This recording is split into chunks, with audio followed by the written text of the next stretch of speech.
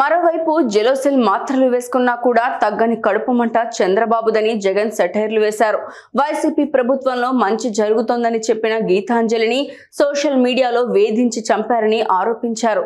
చంద్రబాబు గత చరిత్రేంటో జనాలకు తెలుసన్న జగన్ ఇచ్చిన హామీలు అమల్లో అయిన రికార్డు అందరికీ తెలిసిందేనన్నారు.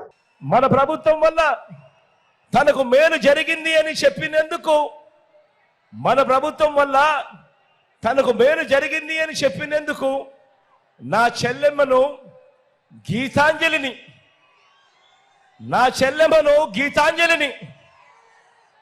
బడుగు బలహీన వర్గాల నుంచి వచ్చిన చెల్లెమ్మ గీతాంజలిని మన ప్రభుత్వం వల్ల తనకు మంచి జరిగింది అని తాను చెప్పిన ఒకే ఒక్క పాపం, తాను చెప్పింది అని సోషల్ మీడియాలో అది వచ్చిందని ఆ సోషల్ మీడియాలో సైకోలతో వేధించి ప్రాణం తీసిన నీకంటే పెద్ద శాడిస్టు ఈ రాష్ట్రంలో ఎవడైనా ఉంటాడా చంద్రబాబు అని అడుగుతా ఉన్నాను. ఇలా ఇలా ఇలా ఇలా ఇలా ఇలా ఇలా ఇలా ఇలా ఇలా ఇలా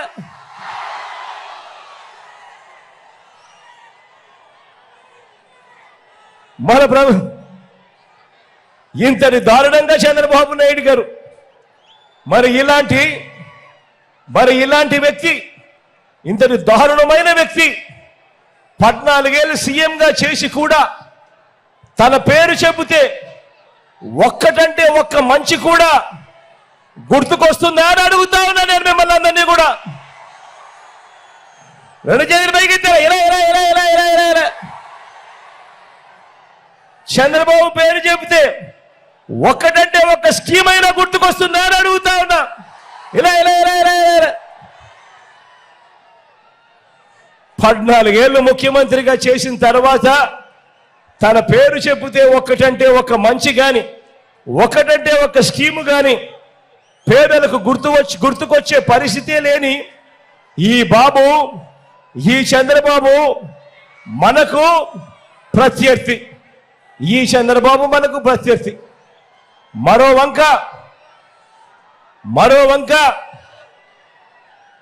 వంక మీ బిడ్డ ఉన్నాడు. గ్రామానికి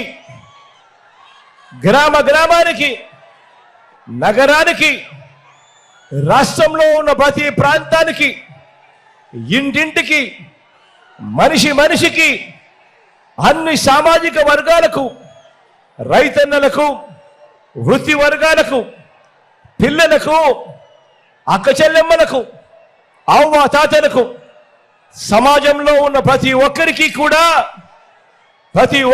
కూడా చేసిన మంచిని ప్రతి ఇంటికి చూపించి ఏకంగా 2,70,000 కోట్ల రూపాయలు నేరుగా మీ బిడ్డ బటన్ నొక్కడం, నేరుగా నా అక్క చెల్లెమ్మల కుటుంబాల ఖాతాల్లోకి నేరుగా వెళ్ళిపోవడం.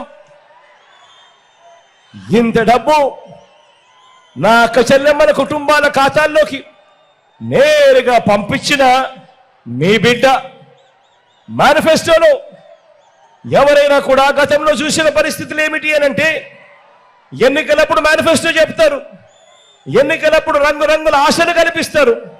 ఆ తర్వాత ఎన్నికలు అయిపోయిన వెంటనే చెత్తబుట్టలో వేస్తా ఉన్న సంస్కృతిని మార్చి ఆ మేనిఫెస్టోను ఒక భగవద్గీతగా, ఆ మేనిఫెస్టోను ఒక బైబిల్గా, ఆ మేనిఫెస్టోను ఒక ఖురాన్గా ఏకంగా భావించి 99% వాగ్దానాలు అమలు చేసి చూపించి మనం ఇవాళ ఎన్నికలకు వెళ్తా ఉన్నాము.